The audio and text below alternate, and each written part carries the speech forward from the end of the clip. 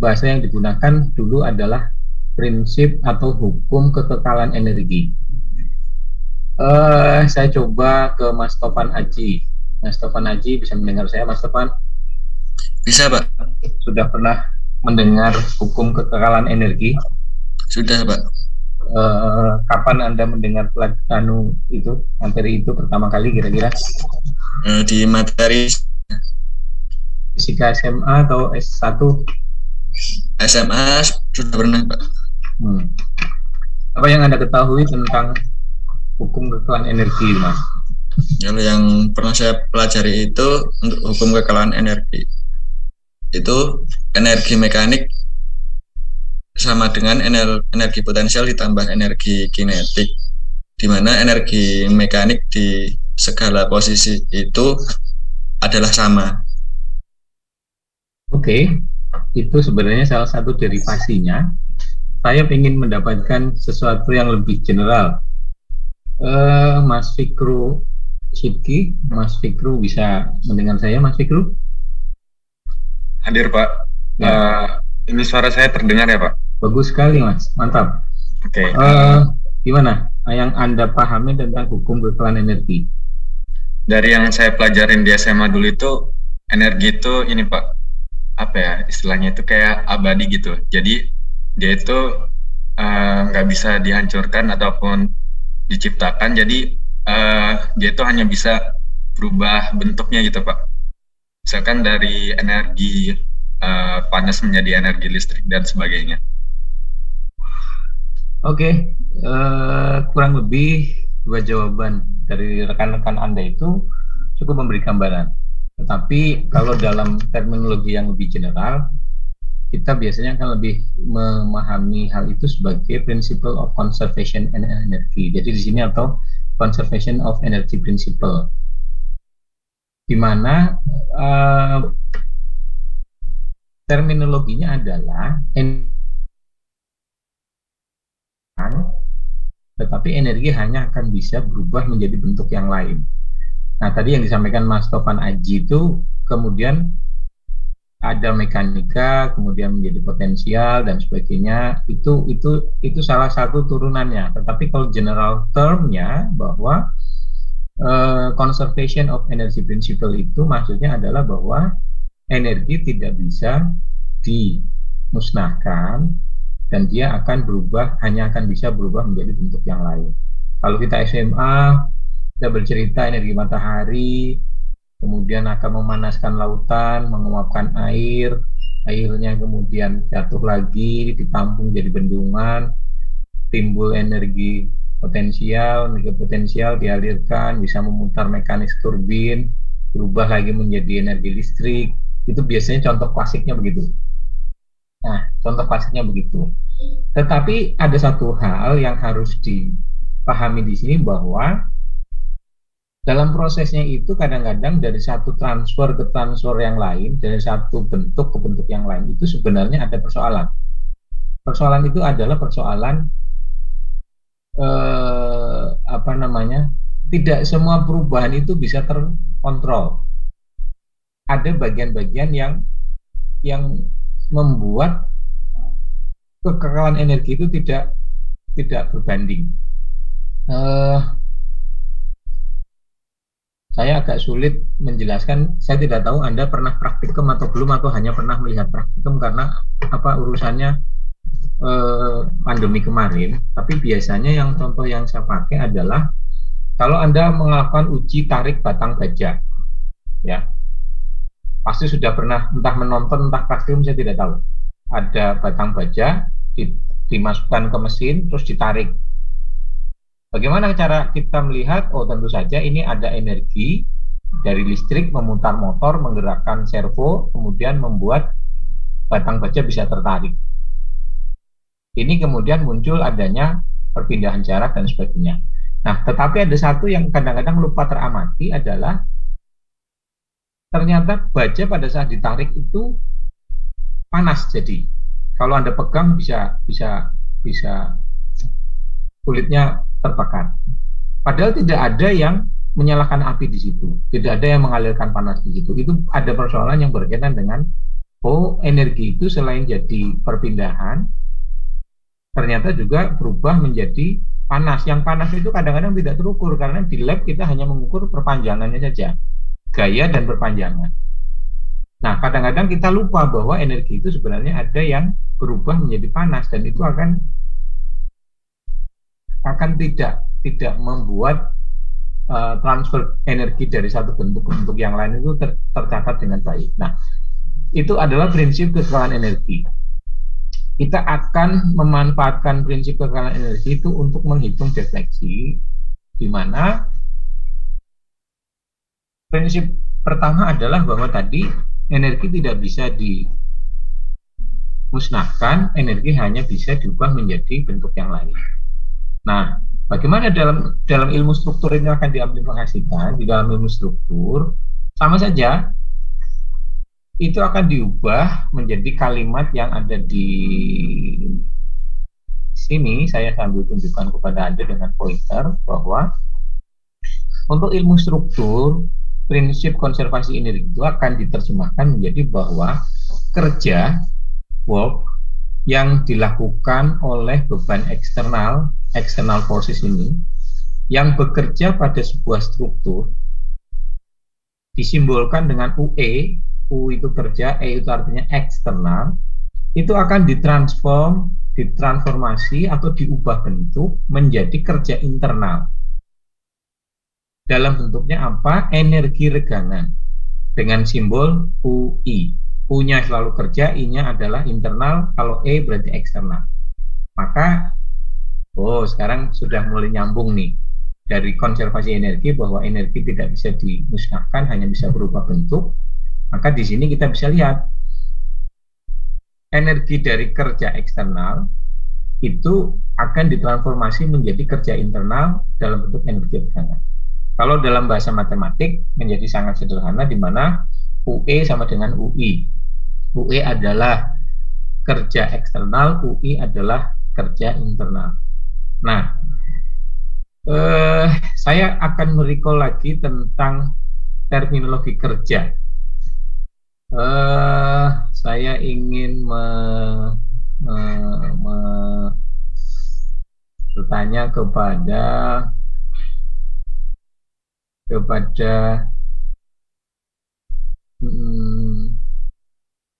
Alia Ramadiansa. Mbak Alia? Iya, Pak. Anda masih ingat mengenai terminologi kerja di kuliah fisika maupun di materi fisika S1 pasti ada. Terminologi itu kayak keselamatan, kewirausahaan, keselamatan gitu ya, Pak? Bukan, artinya. Oh. Arti kerja dalam bahasa fisika itu apa sih? Saya dikit lupa, Pak. Lupa. Oke, saya ingin coba dibantu Mbak Liveta. Mbak Liveta? Ya, Pak. Bisa mendengar suara saya? Bisa, Pak. Oke, apa yang Mbak Liveta ketahui tentang definisi kerja dalam bahasa fisika loh? Oh, bukan cari kerja itu cari uang, Pak. Bukan yang itu gitu. Kerja dalam arti bahasa fisika gimana Mbak Liveta? Pengetahuan saya, kerja dalam fisika itu ditandai dengan usaha, Pak. Usaha. Bisa nggak yang lebih jelas? Saya kurang tahu, Pak, kalau yang lebih dari itu. Oke. Saya coba tanya kepada Mas Christopher Setiawan. Seingat saya, kalau kerja itu melakukan perpindahan pada benda seperti itu, Pak. Ya, mirip, hampir, tetapi belum. Jadi, saya masih punya memori tentang pelajaran kerja ketika saya SMA.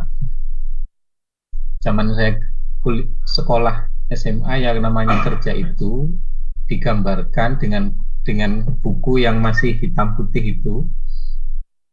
Ada seseorang sedang mendorong lemari. Kemudian lemari itu bergerak. Jadi yang namanya kerja itu tidak akan lupa dalam pemikiran saya karena gara gambar-gambar yang lucu itu. Ada seseorang mendorong meja, mejanya terdorong beberapa meter. Maka kerja itu artinya dalam fisika adalah gaya yang diberikan dikalikan perpindahan yang terjadi. Jadi yang namanya kerja itu adalah gabungan atau perkalian dari gaya yang bekerja dikalikan dengan perpindahan posisi. Pelajaran SMA yang saya ingat waktu itu adalah gambarnya seorang mendorong meja sekian meter misalnya. Gaya yang diberikan misalnya 10 Newton. Pindahnya 2 meter. Maka kerja yang dilakukan oleh orang itu adalah yaitu tadi 10 Newton kali 2 meter berarti 20 Newton meter. Itulah kerja yang saya ingat. Masih saya tidak tahu kalau zaman Anda SMA itu visualisasinya diberikan nggak sih tentang kerja itu? Nggak diberikan. Ini kalau Mbak Levita geleng-geleng tapi Mas Abdullah Fakih mengangguk-angguk ini. Saya harus ikut yang mana nih? Mas Abdullah masih ingat pelajaran itu? Ada seseorang mendorong meja, lemari. Gimana Mas Abdullah? Iya Pak, pernah Pak pada saat di SMA diajarin seperti itu Pak. Ya. Nah, yang ingin saya tekankan di situ adalah bahwa ini kita berbicara metode energi, konservasi energi, kemudian di situ turunan terminologinya adalah kerja eksternal sama dengan kerja internal. Maka Anda harus tahu dulu kerja itu definisinya apa gitu. Jangan bukan berarti kerja cari uang tadi, beda kalau itu ya. Kerja dalam terminologi fisika adalah gaya yang diberikan dikalikan dengan perpindahan dari proses kerja itu tadi. Makanya kalau saya sampaikan itu zaman saya SMA yang diberikan animasi yang masih sangat sederhana itu hanya gambar di kertas buram, bukunya dulu masih kertas buram. Ada gambar manusia juga manusianya ya hanya sketsa itu ada mendorong almari, maka kerja adalah gaya yang diberikan oleh orang itu dikalikan dengan perpindahan dari meja yang diberikan itu, yang berpindah itu. Nah, itulah adalah kerja. Maka kembali ke struktur juga sama. Kalau ada gaya eksternal yang bekerja pada suatu struktur, ada gaya yang bekerja pada suatu struktur dan kemudian struktur itu mengalami perubahan posisi, itulah yang akan menjadi kerja eksternal. Nah, saya ambil definisi yang simpel sekali di sini. Saya punya sebuah cantilever, panjangnya L. Tapi ini akan mengalami aksial tarik, di mana saya akan memberikan gaya tarik F ke bawah. Maka sesuai dengan logika mekanika, batang cantilever ini L akan bertambah panjang sebesar delta. Ini adalah logika struktur, logika mekanika, logika fisika. Pasti akan terjadi. Maka kalau saya punya kondisi seperti ini, saya bisa membuat sebuah hubungan antara F dan perpindahan. Semakin besar F, perpindahan ujungnya juga akan semakin tambah. Ini akan sangat mudah dipahami dengan logika tadi. Prinsip kekekalan energi, kerja eksternal, kerja internal. Ini kerja eksternal dulu. Nah, bagaimana saya akan mengukur kerja eksternal sekarang pertanyaannya? Kita bisa membangun sebuah persamaan atau hubungan dululah antara gaya yang diberikan dengan perpanjangan yang terjadi. Saya kemudian bisa membuat kurva hubungannya, di mana kurva hubungan itu akan dinyatakan dalam sebuah persamaan F sama dengan P per delta kali X. Maka sekarang saya sudah punya garis ini. Nah, kerja eksternal akan dimulai dari pemahaman bahwa kerja eksternal itu adalah suatu daerah di bawah kurva, luasan di bawah kurva. Maka sekarang saya akan punya kerja eigen. Kerja eigen, kalau saya logikakan lagi begini. Sebenarnya perubahan ini kan meliputi keseluruhan dimensi. Ada 3 dimensi kan. Batang ini kan kenyataannya nggak mungkin batang hanya selembar, pasti 3 dimensi. Tetapi karena kita sederhanakan dulu dalam sebuah persamaan matematis yang mudah, maka ini kita modelkan karena satu bidang ini adalah UE, eigenwork. Nah, proses menghitungnya adalah saya harus bisa mencari luasan di bawah ini dengan cara, Anda tahu, ini kembali kita minta tolong pelajaran matematik. Pelajaran materi wajib masuk UNPTN atau SNMPTN adalah pasti ada soal matematika yang bunyinya begini, hitunglah luasan area di bawah kurva Y sama dengan bla bla bla bla bla. Pasti soal itu ada. Masih ingat nggak soal matematika itu? Pasti ada. Nah, ilmu itu akan kita gunakan di sini bahwa UE sebagai kerja eksternal eigen itu adalah bagaimana kita menghitung area di bawah kurva. Kalau kita menurut pelajaran kita ambil satu bias kecil dulu, maka kita akan menjadi DUE sama dengan FDX. Maka kalau kita ingin menghitung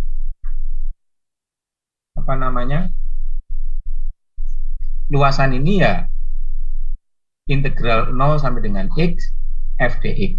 Ini proses ini kan sebenarnya saya coba gini. Ini kalau bermain-main matematika kadang-kadang cukup menarik gitu. Saya ambil bias kecil di sini.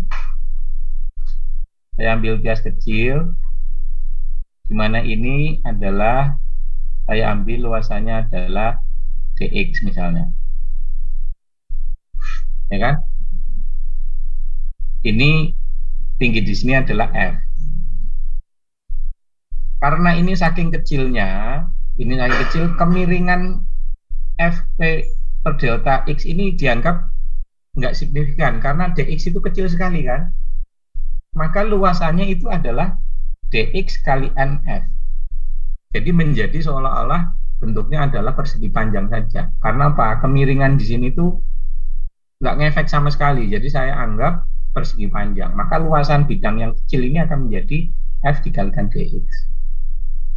Itu kan prosesnya ketika kita menghitung derivasi kan. Maka kalau kita ingin menghitung luasan dari 0, ini katakanlah 0, di sini x, berarti fungsinya u akan sama dengan integral dari 0 sampai dengan x f dx. Simpel kan matematika sebenarnya gitu kan. Jadi nggak usah dibuat terlalu berat. Nah, ini gambarannya kira-kira seperti itu. Poinnya saya perlu menghitung kerja eksternal UE. Nah, keterangan berikutnya adalah bahwasanya ketika besaran dari F itu meningkat secara gradual, bertahap, pelan-pelan, dari 0 sampai dengan suatu nilai batas F, di mana F itu akan sama dengan P, ini di sini, maka perpanjangan finalnya dari batang ini akan menjadi delta. Sehingga dari sini kita bisa samakan bahwa UE sama dengan 0, integral 0 sampai delta, P per delta X dx. Ini mewakili F. Maka kemudian kita selesaikan persamaan ini, karena ini adalah simpel, saya bisa mendapatkan bahwa oh ini ternyata hanya luasan segitiga setengah P kali delta. Pak, Mbok bilang dari tadi, itu kan hanya luasan segitiga, nggak usah pikir kemana-mana, Pak. Mbok langsung luasan segitiga, kan anak SMP tahu, luasan segitiga itu adalah setengah alas kali tinggi. Ya, bukan begitu ceritanya gitu. Masalahnya, Anda harus tahu alur pikirnya dulu gitu. Nanti kalau bentuk kurvanya F ini bukan persamaan linier, tetapi F sama dengan AX plus B dan seterusnya, Anda tahu konsepnya bahwa yang harus kita hitung aslinya adalah luasan area di bawah kurva. Gitu. Bahwa kemudian persoalan ini masih simpel dalam bentuk segitiga, hasilnya ya ini memang menjadi luasan segitiga, tetapi alurnya Anda harus paham dulu gitu. Ini ternyata ada hubungannya dengan kerja. Kerja itu adalah gaya dikalikan jarak. Ketika jadi bentuk struktur, contohnya pada batang tarik akan ada pertambahan panjang. Kerja eksternalnya harus dihitung menjadi luasan di bawah kurva. Nah, ternyata bentuknya memang masih sederhana, sehingga luasan segitiga itu ternyata hanya luasan segitiga. Fine, tetapi Anda harus tahu bahwa logika strukturnya harus dimulai dari cerita tentang integral tadi, derivasi dulu, bahwa kalau mau menyederhanakan persoalannya diganti dx dulu. Oke. Ya, clear ya? Semoga clear. Semoga saya tidak kalah dengan guru fisika Anda di SMA dalam menjelaskan logika fisika ini. Oke. Nah, persoalannya kalau pembebanan itu bertahap, tidak sekaligus, karena bisa saja beban struktur itu juga bertahap. Kecil dulu, berhenti, mungkin tambah lagi, mungkin ada beban mati, beban hidup, beban hujan, beban whatever, ganti-ganti. Apakah prinsip ini masih bisa sama? Masih, gitu. Nah, jadi misalnya dalam kalkulasi di sini, analisis matematikanya ya, pertama panjang L, kemudian saya berikan beban P dulu muncul perpanjangan sebesar delta. Tapi kemudian saya berikan tambahan beban F aksen. Dari F aksen ini ternyata muncul pertambahan lagi sebesar delta aksen. Nah, kalau ini dihitung jadinya bagaimana? Oh, logika strukturnya untuk menghitung kerja eksternalnya sama. Kita harus bisa membangun kurva hubungan gaya dengan perpindahan. Yang pertama ini, lalu yang kedua yang ini yang eigenwork, ini yang eigenwork. Tetapi di sini sudah ada kerja displacement. Ingat, yang namanya gaya itu kan kerja itu kan adalah gaya dikalikan perpindahan. Kalau ada perpindahan pasti ada gaya. Kalau sudah terlanjur ada perpindahan pasti sudah ada kerja. Maka di sini sudah ada displacement work. Kemudian bagaimana saya akan menghitung UE totalnya atau kerja eksternal total? Ya udah sama aja dihitung sebenarnya. Mau dihitung satu-satu segitiga ini ditambah segitiga ini ditambah dengan persegi panjang yang abu-abu ini ya boleh. Tetapi prinsipnya sebenarnya kita akan menghitung luasan segitiga di bawah kurva ini. Itu adalah persamaan matematika untuk mendefinisikan kerja eksternal pada sebuah elemen struktur. Oke. Nah, kita ambil sebuah contoh misalnya. Kita ambil sebuah contoh. Ada sebuah panjang batang. Saya beri awalnya L, saya beri gaya 20 kN. Ternyata terjadi delta sebesar 10 mm. Ya sudah. Kurva hubungannya seperti ini, kerjanya yang terjadi adalah luasannya, sehingga di sini adalah di satuannya milimeter diganti meter menjadi 0,01, 20.000 Newton, di sini 2000 Newton, ketemunya adalah 100 Newton meter. Ini untuk mengubah format definisi kerja yang tadi saya ceritakan ketika di SMA, gambaran kerja itu adalah gambaran seseorang mendorong gaya, perpindahannya 2 meter. Misalnya gayanya saya berikan 10 Newton, perpindahannya 2 meter, kan berarti 10 kali 2 menjadi 20 Newton meter. Sama kan terminologinya, besaran akhirnya dimensinya sama di ini. Tadi saya sebutkan gambar tadi gayanya gayanya 10 Newton, perpindahannya 2 meter, kan menjadi 20 Newton meter. Itu kalau kita mendefinisikannya secara mudah. Tetapi di dalam analisis struktur atau bidang struktur, saya harus mendapatkan dimensi kerja yang sama, tetapi sekarang problemnya adalah bukan perpindahan secara keseluruhan suatu benda, tetapi perpindahan yang di sini adalah perubahan bentuk. Untuk kasus batang tarik yang terukur adalah perpanjangannya, maka kita bisa mendapatkan kerja itu adalah seperti ini. Oke. Baik, kita lanjutkan. Kalau ini dicoba lagi, diberikan beban 20 kN itu, diberikan bertahap menjadi 15 dan 5, ya sama saja hasilnya, ketemunya harus sama menjadi 100 Newton meter. Nah, ini adalah, saya berharap Anda sekarang sudah mulai nyambung, oh fisika SMA dulu begitu, saya ketemu lagi, ternyata sama-sama kerja, dimensinya sama, tetapi sekarang tidak dilakukan pada suatu benda utuh, tetapi diukur pada perpindahan. Oke. Nah, ternyata untuk bidang struktur, perpindahan itu kadang-kadang tidak terjadi pada dimensi linier, tetapi kadang-kadang perpindahan itu dinyatakan dalam dimensi angular atau perpindahan sudutnya. Jadi tadi sudah cukup memberikan gambaran perpindahannya linier, perpanjangan itu diukur secara linier, tetapi ada juga perpindahan yang dinyatakan dalam bentuk rotasi, angular. Nah, kalau kita berbicara angular, maka beban yang bekerja itu pasti beban momen. Kalau saya mengerjakan beban momen pada suatu sistem struktur, ini gambar yang sangat sederhana, maka pada sebuah sistem struktur akan muncul rotasi, theta.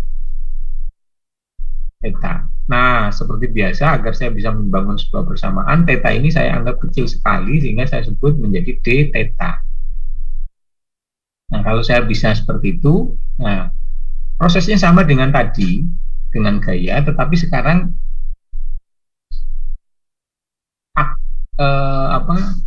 external force yang bekerja itu momen.